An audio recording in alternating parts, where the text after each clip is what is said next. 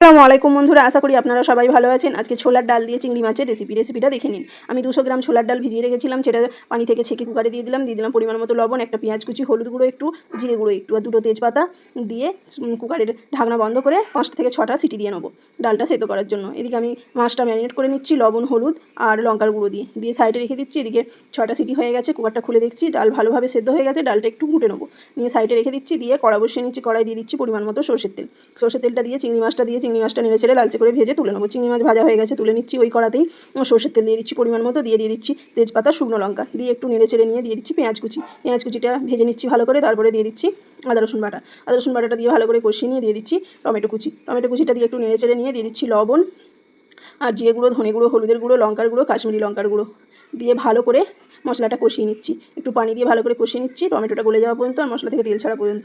আর দিয়ে দিচ্ছি একটু ধনেপাতার ডাঁটি কুচি। এবার দিয়ে দিচ্ছি চিংড়ি মাছ, দিয়ে মশলার সঙ্গে ভালো করে নেড়ে চেড়ে নিয়ে দিয়ে দিচ্ছি সেদ্ধ করে রাখা ডালটা দিয়ে মশলার সঙ্গে ভালো করে মাখিয়ে নেবো। মাখিয়ে নিয়ে অল্প একটু পানি দিয়ে দিচ্ছি, নাহলে খুবই ঘন হয়ে গেছিলো। আর দিয়ে দিচ্ছি পরিমাণ মতো একটু মিষ্টি। আমি 1 চামচ চিনি দিয়েছি, আপনারা যেমন খাবেন তেমন দিয়ে নেবেন।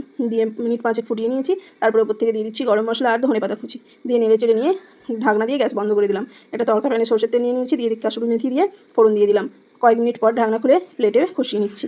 দেখুন কত সুন্দর হয়েছে, একেবারে মাখো মাখো, গরম ভাতের সঙ্গে খেতে যা